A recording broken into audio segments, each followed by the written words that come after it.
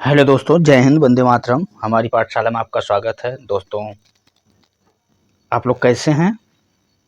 उम्मीद करते हैं कि आप लोग अच्छे होंगे, आपकी स्टडी अच्छे चल रही होगी। आपका एग्ज़ाम जून में, इंटर स्तरीय जो एग्ज़ाम है बिहार का, वो जून में हो सकता है, जून के लास्ट या जुलाई में। तो आप लोगों से अनुरोध है कि आप लोग अपनी पढ़ाई को जारी रखिए, अच्छे से तैयारी करिए। वैकेंसी बहुत है, थोड़ा आप तैयारी अच्छे से कर लेंगे तो हो जाएगा। इतनी वैकेंसी दोबारा नहीं आने वाली है दोस्तों, कई साल के बाद ये वैकेंसी आई है। हम खान सर द्वारा आरबीडी की जो बुक है उसका प्रैक्टिस सेट करवा रहे हैं। पाँचवा का जो हमारा 40 क्वेश्चन 41 क्वेश्चन करवाए हैं, उसके बाद जो सीरीज है आगे साइंस की है ये करवा रहे हैं। देखिए यहाँ पे जैसे लिखा है practice set, practice paper RBD, ये नाम ही विश्वास है। तो ये पेपर कभी कभी देखिए बिहार एसआई में आरबीडी की जो बुक मिली थी उसमें से लगभग 70-75 क्वेश्चन फंसे थे। तो हो सकता है आप लोग पढ़ते रहिए, किसी न किसी प्रैक्टिस सेट से ही हो जाए, आपकी किस्मत अच्छी हो जाए। तो हम आपका समय ज़्यादा न गवाते हुए क्वेश्चन पे चलते हैं। गले के उधर तली मध्य रेखा का पर चपटी हड्डी का नाम बताना है। गले के उधर तली मध्य रेखा पर चपटी हड्डी का नाम बताना, वो हड्डी कौन सी है ये बताना है। तो कौन सी हड्डी है, कौन सी हड्डी है बताइए? Option D. कौन सा हो जाएगा? Option D, breast bone. Breast bone, उसको नाम क्या है? उसका नाम है ब्रेस्ट बोन। जो छाती के मध्य भाग में स्थित एक लंबी हड्डी होती है, देखिए छाती के मध्य भाग में जो स्थित है, पसलियों को जोड़ती है, उसी को कहते हैं ब्रेस्ट बोन। ठीक है, ब्रेस्ट बोन बोलते हैं। अगला प्रश्न है, अगला प्रश्न पे चलते हैं। 43 नंबर का प्रश्न, निम्नलिखित में से कौन सा आपको एक व्युत्क्रम वर्ग बनाने देता है जो एक आधार वर्ग से अधिक विशेषताओं को आनुवंशिक रूप से प्राप्त करता है? तो इसका आंसर क्या हो जाएगा 43 का? 43 का होगा बहु इनहेरिटेंस। बहु इनहेरिटेंस, इसका अर्थ होता है कि कई कारक जन्म दोष पैदा करने में शामिल होते हैं। इसमें क्या होते हैं? बहुत से ऐसे कारक है जो जन्म दोष पैदा करने में शामिल होते हैं। कार्यक्रम आमतौर पर आनुवंशिक और पर्यावरण दोनों होते हैं। ये जो होता है आनुवंशिकी होता है और पर्यावरण दोनों होता है। जहाँ अज्ञात पर्यावरणीय कारकों को अलावा माता पिता दोनों के जीन का संयोजन गुण की स्थिति उत्पन्न करता है। ठीक है, अगला प्रश्न पे अगर से बात करते हैं, पोलियो तथा चेचक की बीमारी के होने का कारण क्या है? 44 नंबर है। चेचक कैसे होता है? चेचक को शीतला बड़ी माता या स्मॉल फॉक्स के नाम से भी जाना जाता है। चेचक को किससे जाना जाता है? बड़ी माता, जो एक वायरस जनित रोग है। चेचक कैसे होता है? वायरस से होता है। किससे होता है? वायरस से होता है। ये भीषण संक्रामक रोग है जो एक व्यक्ति से दूसरे व्यक्ति में क्या होता है? बहुत तेजी से फैलता है। अब पोलियो क्या होता है? पोलियो को मेलाइटिस भी कहा जाता है। तो इसका आंसर क्या हो जाएगा? वायरस। 44 का सी हो जाएगा। पोलियो और चेचक किससे होता है? वायरस होता है। अगला प्रश्न 45, वह पादप जिसमें बीज फलों के भीतर होते हैं उसे क्या कहते हैं? जिसमें बीज फलों के भीतर होते हैं उसे क्या कहते हैं ये बताना है 45 नंबर का। ये किस में आते हैं? एंजियोस्पर्म में, एंजियोस्पर्म में। तो इसका आंसर क्या हो जाएगा? ए हो जाएगा, एंजियोस्पर्म। जैसे मटर का देखिए, मटर कहाँ होता है? मटर कहाँ होता है? मटर का जो होता है छिलके के अंदर होता है ना। उसी तरह जैसे सर्वाधिक पौधे जो होते हैं हमारे, सर्वाधिक पौधे परिचित पौधे कौन है? मटर है, आम है। आम देखिए, आम में भी बीज अंदर होता है। नारियल में, गेहूं में, चावल में, ये सब होते हैं। ठीक है, अगला प्रश्न है, क्वाशियरकोर बीमारी किसकी कमी से होता है? क्वाशियरकोर बीमारी किसकी कमी से होता है? ये आप लोग जानते होंगे। बच्चों के शरीर में जब प्रोटीन और कैलोरी की कमी हो जाती है तो कुपोषण, मेरस्मस और क्वाशियरकोर जैसी बीमारी होती है। किसकी कमी से? प्रोटीन की कमी से। किसकी कमी से होता है?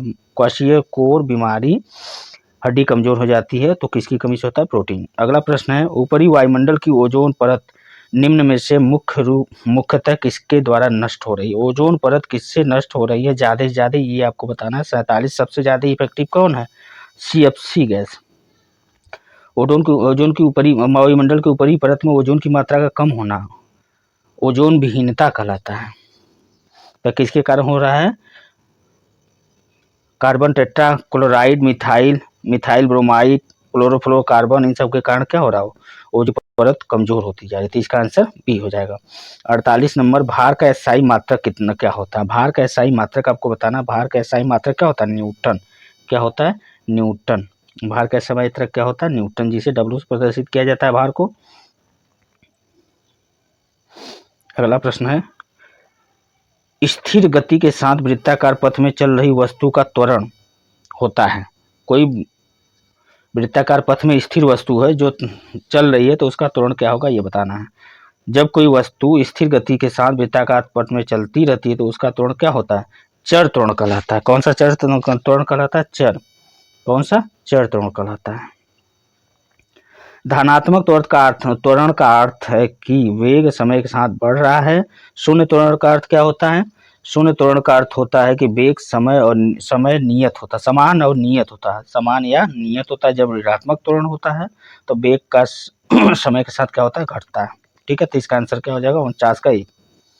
अगला प्रश्न है, बैगनी रंग का प्रकाश की तरंगदैर्घ्य लगभग कितनी होती है? बैगनी का आपको तरंगदैर्घ्य बताना कितना होता है। तो कितना होता है बैंगनी रंग का तरंगदैर्घ्य? ये होता है, याद करने वाली चीज है, कितना होता है? ये होता है कितना होता है बैंगनी रंग का तरंगदैर्घ्य? 455 के घाते -390 एम। ठीक है, सॉरी एक प्रश्न छूट गया है, ये देखिए 50 नंबर, कोई स्थिर बल किसी वस्तु पर 100 सेकंड के लिए काम कर रहा है जो वेग का मान 18 किमी प्रति घंटे से 36 किमी प्रति घंटे कर देता है। बल का मान ज्ञात करना है। तो आपका क्या हो जाएगा फार्मूला? F बराबर, देखिए फार्मूला क्या लगा देंगे, F बराबर डेल्टा P अपन T। P को क्या P2 माइनस P1 कर देंगे, तो P2 36 क्या है, P2 माइनस ये कर देंगे, इसको मीटर में बदल देंगे 36 को, तो 10 आ जाएगा। 10 36 को 5/18 से गुणा कर देंगे तो क्या आ जाएगा? 10 मीटर पर सेकेंड। उसी तरह 18 को बदलेंगे तो 5 मीटर पर सेकेंड, तो 10 में से 5 को घटा देंगे तो ये हो जाएगा, ये देखिए डेल्टा 10 माइनस 5 अपान में क्या हो जाएगा? 100 दिया है। ठीक, 100 सेकेंड। तो इसको हल करेंगे तो कितना आ जाएगा? 10.505 न्यूटन। तो डी हो जाएगा, आंसर क्या हो जाएगा? डी। अगले प्रश्न 51 अभी बताए हैं, सी हो जाएगा। 52 का, तापमान बढ़ने पर ध्वनि पर क्या प्रभाव पड़ता है? जब तापमान बढ़ेगा तो ध्वनि पर क्या प्रभाव पड़ेगा? तापमान जब बढ़ेगा तो ध्वनि क्या होगी? बढ़ेगी। तापमान के बढ़ने पर वायु में ध्वनि का वेग बढ़ता है। आयात तथा आवृत्ति के आयाम तथा आवृत्ति के परिवर्तन से वायु में ध्वनि का वेग प्रभावित नहीं होता है। ठीक है, तो तापमान बढ़ेगा, जब टेम्परेचर बढ़ेगा तो क्या होगा? ध्वनि का वेग, टेम्परेचर बढ़ेगा तो क्या होगा? ध्वनि का वेग क्या होगा? ये भी बढ़ेगा। ठीक है, अगला प्रश्न है 53, ऊष्मा का एसआई मात्रक क्या होता है? ऊष्मा का एसआई मात्रक क्या होता है? जूल। हम सभी को पता है ऊष्मा का एसआई मात्रक क्या होता है? जूल होता है। अगले प्रश्न पे चलते हैं, आसमान का नीला रंग किसके कारण होता है? हमेशा एक बात याद कर लीजिए, नीला रंग किसके कारण होता है? कलर की बात कर दे जाएगा तो क्या हो जाएगा? प्रकीर्णन। कलर जहाँ भी होगा वहाँ क्या हो जाएगा? प्रकीर्णन।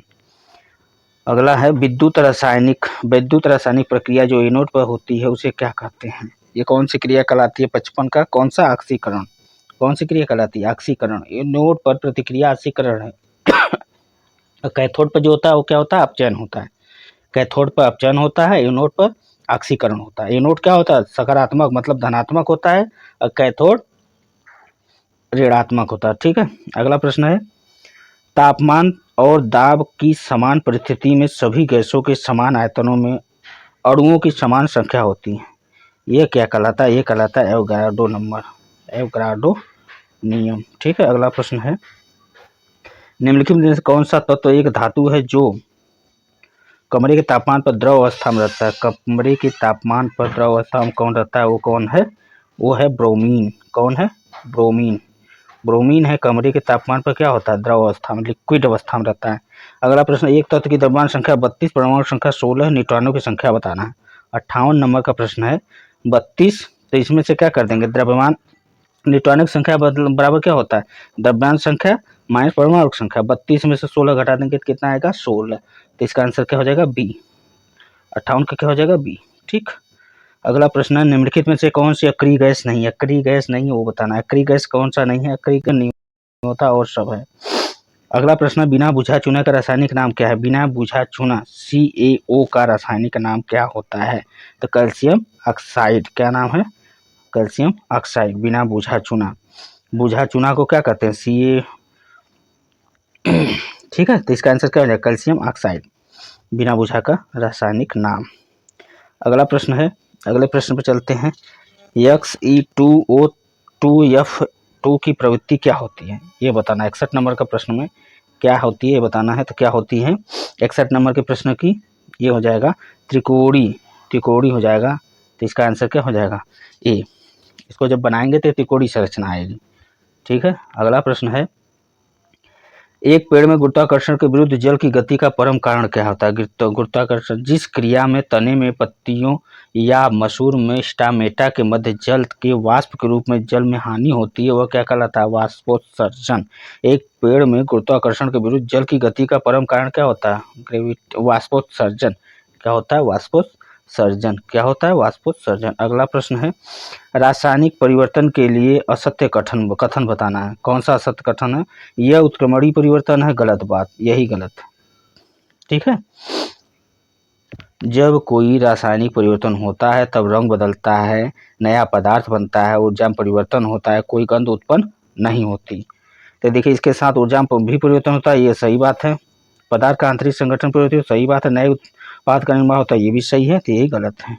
अगला प्रश्न है, को कार्बोरेंडम क्या है? कार्बोरेंडम क्या होता है ये बताना। कार्बोरेंडम क्या होता है? सिलिकॉन कार्बाइड होता है। क्या होता है कार्बोरेंडम? सिलिकॉन कार्बाइड होता है। इसका आंसर सी हो जाएगा, सिलिका कार्बाइड। 65 नंबर का प्रश्न है, अत्यधिक किण्वन से आप क्या समझते हैं? किण्वन पहले समझते हैं। किण्वन एक जैव रासायनिक प्रक्रिया है जिसमें जटिल कार्बनिक यौगिक सूक्ष्म सजीवों की सहायता से सरल कार्बनिक यौगिक में विघटित होते हैं। इस क्रिया में ऑक्सीजन की आवश्यकता नहीं पड़ती। किण्वन के प्रयोग में अल्कोहल या शराब का निर्माण होता है। किण्वन से क्या होता है? अल्कोहल या शराब का निर्माण होता है। तो 65 का आंसर क्या हो जाएगा? 65 का आंसर देखिए, यह अपशिष्ट जल में ईंधन के रूप में हाइड्रोजन उत्पन्न करने की पद्धति है। तो क्या हो जाएगा? यही आंसर 65 का डी हो जाएगा। ठीक है, अगला प्रश्न, नीली क्रांति का संबंध किससे है ये बताना। नीली क्रांति का संबंध किससे है ये बताना। तो नीली क्रांति का संबंध किससे है? मछली से होता है। दूध को क्या कहते हैं? सफेद क्रांति। तिलहन को क्या कहते हैं? पीली क्रांति। ठीक है, सब्जी फसल क्या होती है? हार्टिकल्चर। बुद्ध को ज्ञान की प्राप्ति कहाँ हुई थी ये बताना है। बुद्ध को ज्ञान की प्राप्ति कहाँ हुई थी ये बताना। 67 नंबर का प्रश्न कहाँ? बोध गया में। बोध गया में बुद्ध को ज्ञान की प्राप्ति हुई थी। अगला प्रश्न है, बिहार में निम्नलिखित में से किस स्थान पर पहली बार चाय बागानों की स्थापना की गई? तो पहली बार चाय बागानों की स्थापना बिहार में कहाँ की गई थी ये बताना। कहाँ की गई थी? ठाकुरगंज में।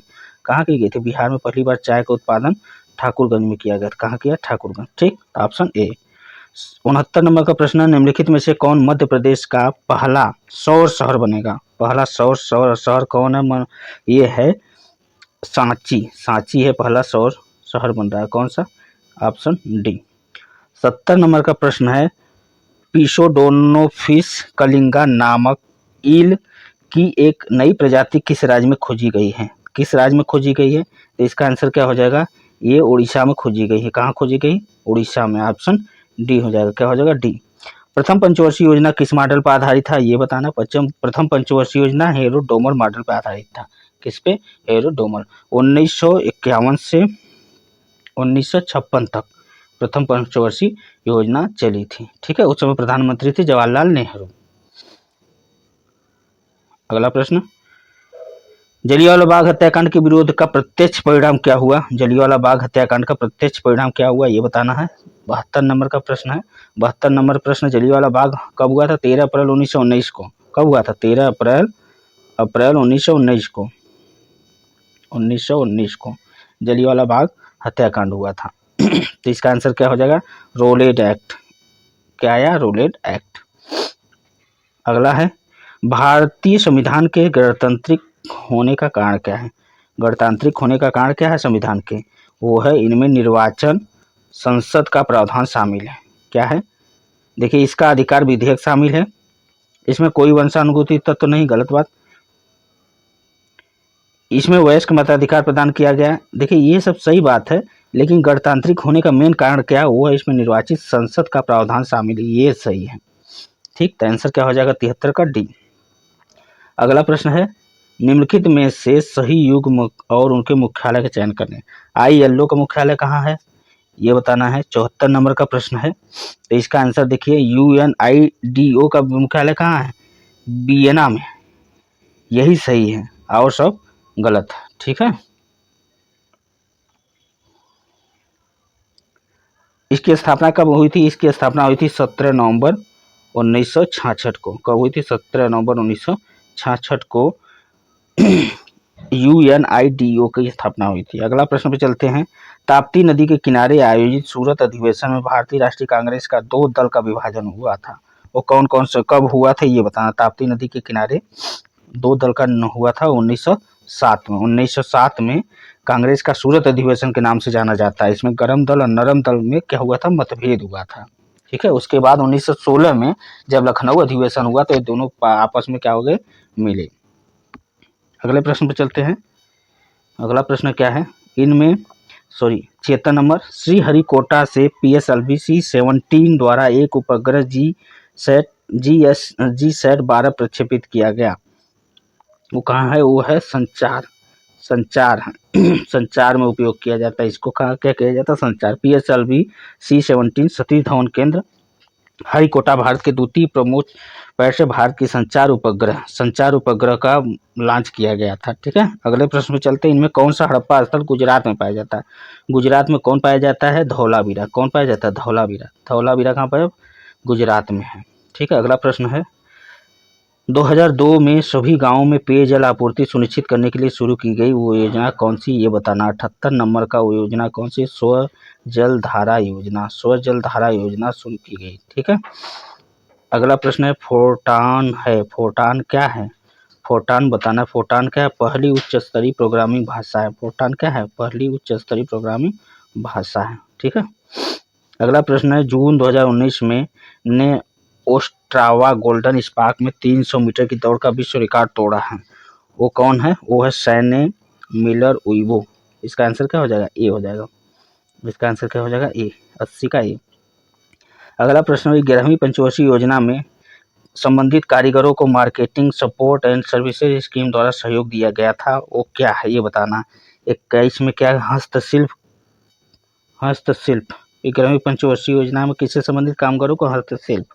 अगला पद्म विभूषण सम्मानित की जाने वाली प्रथम भारतनाट्यम नर्तिका का नाम क्या है क्या नाम है, सोनल मानसिंह। ठीक है, अगला प्रश्न है शीतल पेय में फिज उत्पन्न करने के लिए निम्नलिखित में से क्या मिलाया जाता है। सनसनाहट उत्पन्न करने के लिए क्या मिलाया जाता है, तो क्या मिलाया जाता है, वो मिलाया जाता है कार्बनिक अम्ल मिलाया जाता है, जिससे सनसनाहट उत्पन्न हो। ठीक है, अगला प्रश्न है निम्नलिखित में से कौन सा मानव रक्त में मौजूद एक वर्णक है जो ऑक्सीजन को हमारे फेफड़े के शरीर के सभी अंगों में ले जाता है, उसका नाम क्या है, उसका नाम है हीमोग्लोबिन। तो आंसर क्या हो जाएगा, डी। इंसुलेटर का एक उदाहरण नहीं है, तो क्या हो जाएगा, मानव शरीर। रबर, हीरा, कांचा इंसुलेटर के उदाहरण होते हैं, लेकिन मानव शरीर इंसुलेटर नहीं है। ठीक है, इस प्रकार हमारी ये सीरीज समाप्त होती है। आप लोगों से अनुरोध है कि हमारे चैनल को सब्सक्राइब करिए, वीडियो को लाइक करिए, शेयर करिए। ठीक है, धन्यवाद।